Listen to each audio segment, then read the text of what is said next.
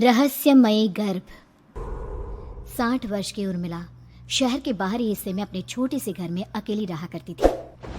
एक रात शहर में बहुत जोर का तूफान आया। जोर शोर से हवाएं और आंधी तूफान के साथ तेज बारिश होने लगी। उन आवाजों को सुनकर कोई भी घबरा जाता, लेकिन उर्मिला घर के सारे खिड़की दरवाजे बंद कर गहरी नींद में सो रही थी। रात के लगभग 12 बजे होंगे कि किसी ने उर्मिला के घर का दरवाजा खटखटाया। दरवाजे के खटखटाने की आवाज सुनकर उर्मिला की नींद खुलती है। आखिर इतनी रात को कौन आया होगा?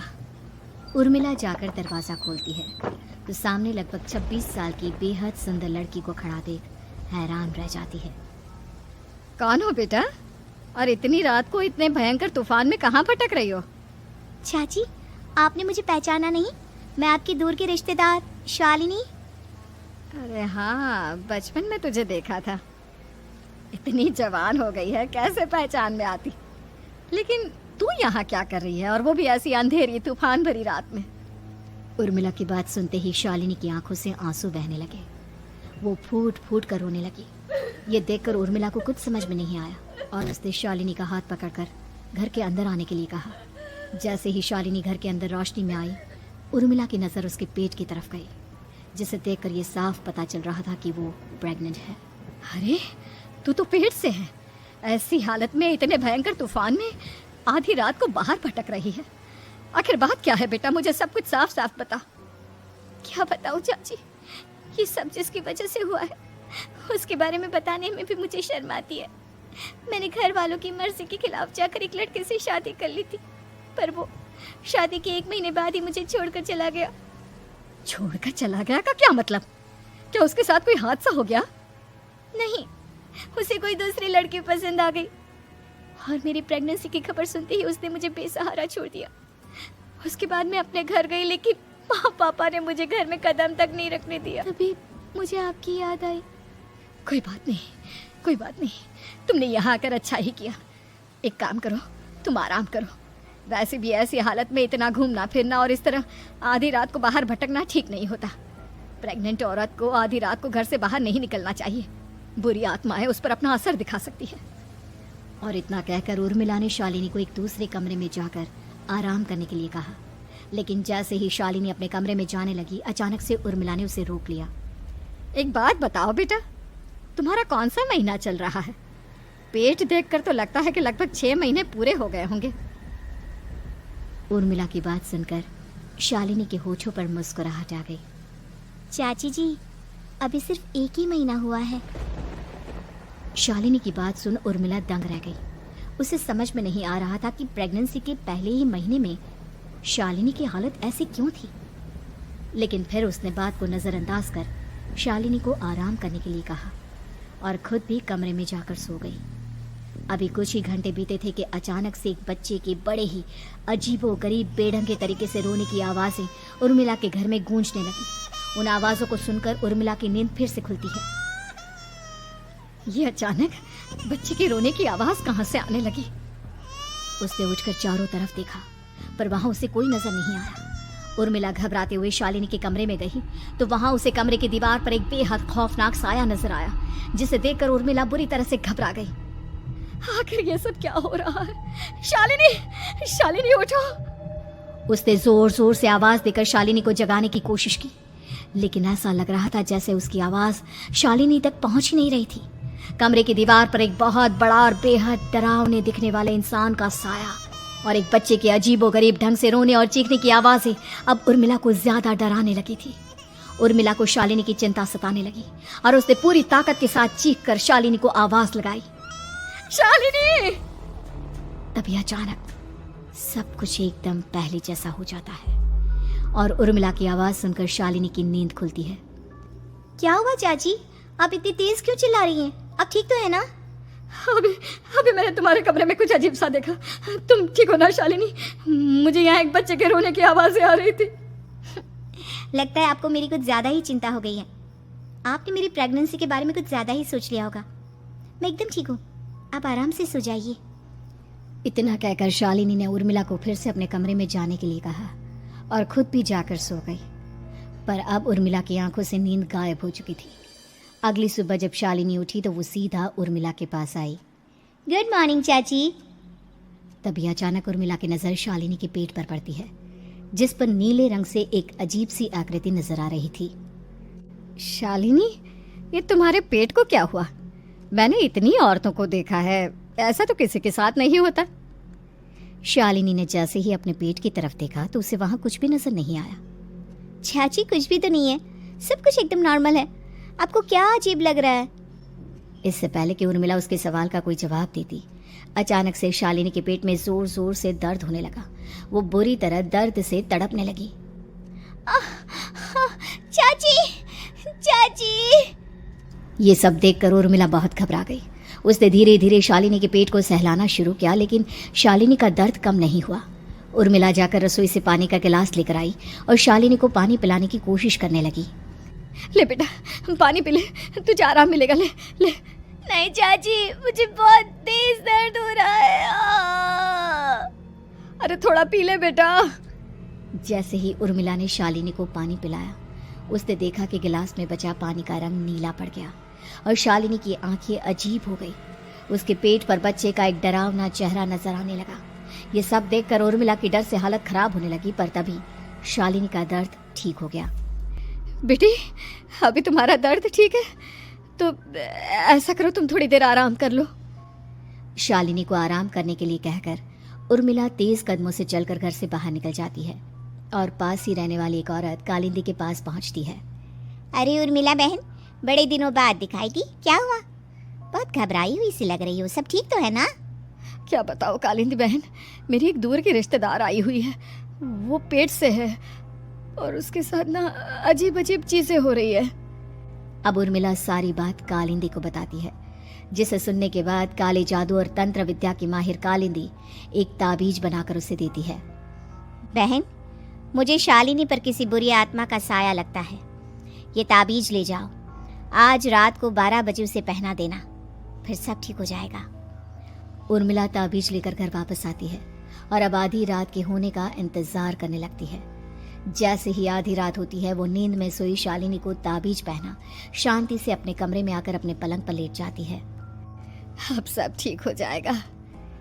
ये सोचकर उर्मिला शांति की एक सांस ही लेती है कि तभी अचानक उसकी आंखों के सामने कुछ ऐसा आता है जिसे देखकर उर्मिला डर से चीखने लगती है। तुम कौन हो? कौन हो तुम? जाओ यहाँ से, जाओ जाओ यहाँ से। तभी उर्मिला की एक जोरदार दर्द भरी डरावनी चीख वहां पर गूंज गई। उर्मिला की आंखों के सामने एक बच्चा खड़ा हुआ था, जिसका पूरा शरीर किसी बूढ़े की तरह नजर आता था, लेकिन मुंह किसी नवजात बच्चे की तरह था।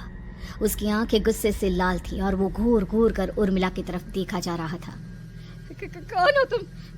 कौन हो? उर्मिला के चीखते ही वो बच्चा जोर जोर से रोने लगा। घबराकर उर्मिला ने अपने हाथों को अपने कानों पर रख लिया। उसकी समझ में नहीं आ रहा है कि आखिर ये सब उसके साथ क्या हो रहा है। कौन हो तुम? कौन हो? क्या चाहते हो मुझसे? जाओ जाओ यहाँ से, आखिर तुम हो कौन? तभी अचानक से उर्मिला के पूरे घर में लाल रंग की रोशनी फैल गई। वो बच्चा धीरे धीरे कदमों से चलता हुआ उर्मिला की तरफ बढ़ने लगा। किसी नवजात पैदा हुए बच्चे के जैसे उसके रोने की आवाज अब उर्मिला के कानों में गूंज रही थी। लेकिन कुछ ही सेकंड में वो चुप हो गया और उसने बेहद खतरनाक आवाज में उर्मिला के सवाल का जवाब दिया। मैं वो हूँ जो अब तक पैदा नहीं हुआ, लेकिन जब मैं पैदा हो जाऊंगा तो वो होगा जो अब तक कभी नहीं हुआ। ये क्या कहना चाहते हो तुम? ऐसा क्या हुआ जो अब तक नहीं हुआ? तबाही होगी, तबाही। सब कुछ खत्म हो जाएगा और ये जो लड़की मुझे जन्म देने वाली है, मैं उसका खून पी जाऊंगा, सारा खून। उस बच्चे की बात सुनते ही उर्मिला बुरी तरह घबरा गई। उसका एक बुजुर्ग आदमी जैसा शरीर, एक नवजात बच्चे जैसा चेहरा, ये दोनों ही बातें उर्मिला की समझ से बाहर थी। तभी वो बच्चा अचानक गायब हो गया। घर का माहौल फिर से पहले जैसा हो गया। लाल रंग की रोशनी भी अब गायब हो चुकी थी। उर्मिला दौड़कर शालिनी के कमरे में पहुंची, जहां वो गहरी नींद में सोई हुई थी, पर उसके गले का ताबीज गायब हो चुका था। उठो उठो शालिनी, उठो बेटा, मुझे तुमसे जरूरी बात करनी है। अरे चाची, क्या हुआ? इतनी रात को आप परेशान क्यों कर रही हैं? सब ठीक है ना? अभी जब तुम सो रही थी ना तो मैंने तुम्हारे गले में एक ताबीज पहनाया था। कहाँ गया बेटा, बताओ मुझे। शालिनी ने चारों तरफ अपनी नजरें घुमाकर देखा, लेकिन वहां पर कोई ताबीज नहीं था। वह हैरानी से उर्मिला के चेहरे की तरफ देखने लगी। उसे समझ में नहीं आ रहा था कि आखिर उर्मिला किस ताबीज के बारे में बात कर रही थी। नहीं चाची, यहाँ कोई ताबीज नहीं है। लगता है आपने कोई बुरा सपना देखा है। मैंने कोई बुरा सपना नहीं देखा।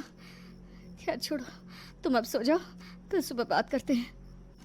डर और घबराहट की वजह से उर्मिला की आंखों से नींद तो जैसे बिल्कुल गायब हो गई थी। अगली सुबह उर्मिला बिना कोई देर किए गांव के बाहर एक छोटी सी झोपड़ी में रहने वाले बूढ़े पंडित के पास पहुंची। पंडित जी, मेरी मदद कीजिए। अरे आओ आओ उर्मिला, क्या हुआ? सब ठीक तो है ना? क्या बताओ पंडित जी, बहुत बड़ी मुसीबत है। मेरी दूर की एक रिश्तेदार लड़की पेट से है और उसके साथ बहुत डरावनी चीज़ें हो रही है। कल रात को तो एक अजीब सा दिखने वाला बच्चा मेरी आंखों के सामने आकर खड़ा हो गया था। ये तुम क्या कह रही हो?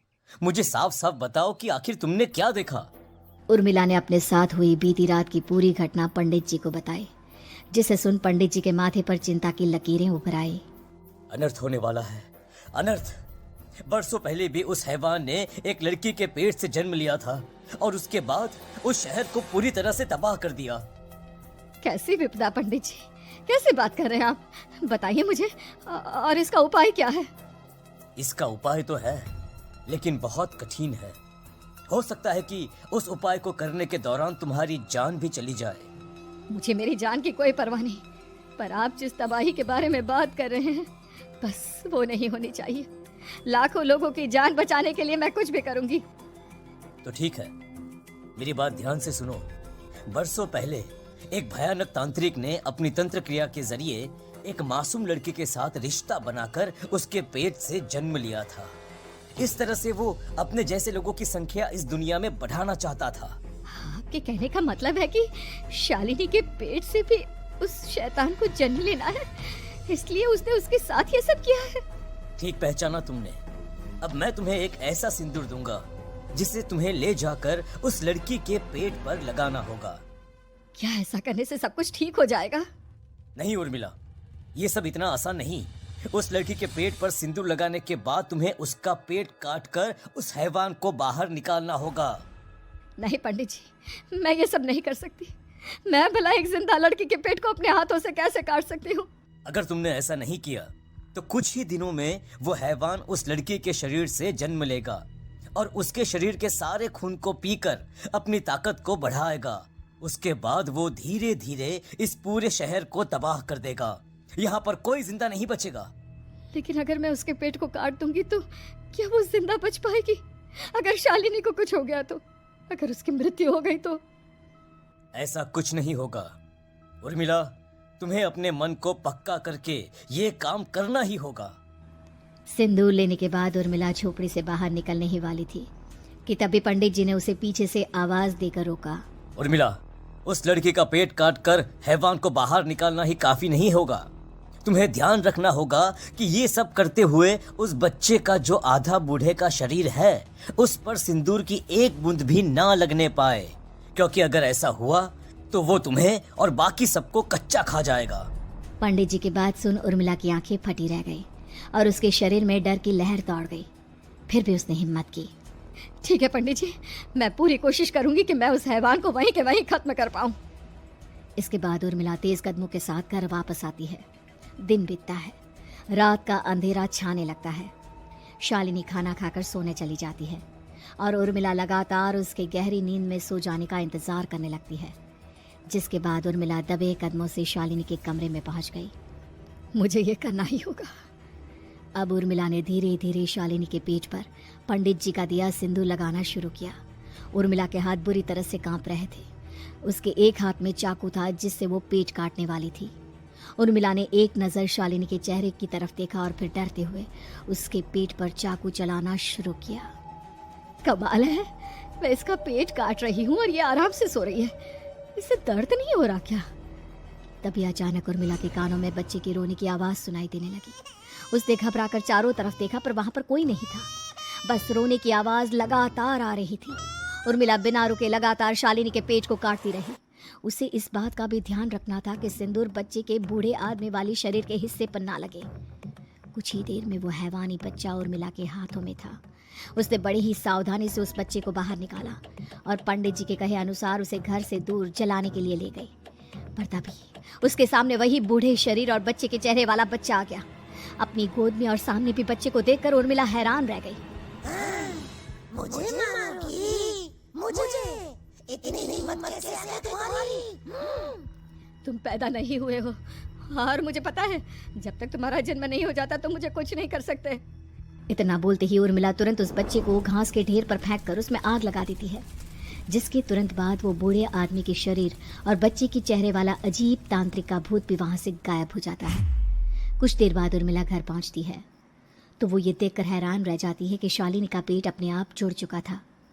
शुक्र है भगवान का और उन पंडित जी का, अब सब ठीक हो जाएगा। सुबह शालिनी सोकर उठती है तो अपना पेट देख बुरी तरह घबरा जाती है। चाची चाची ये सब क्या हो गया? मेरा पेट अचानक कम कैसे हो गया? मेरा बच्चा कहाँ गया चाची?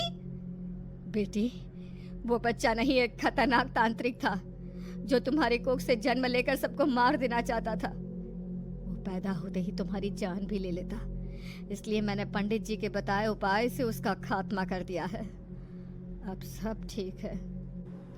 शालिनी को उर्मिला की बात समझ में नहीं आती, जिसके बाद शालिनी को पूरी बात उर्मिला आराम से समझाती है। अब वो दोनों ही भगवान का शुक्र अदा करती हैं और एक साथ रहने लगती हैं।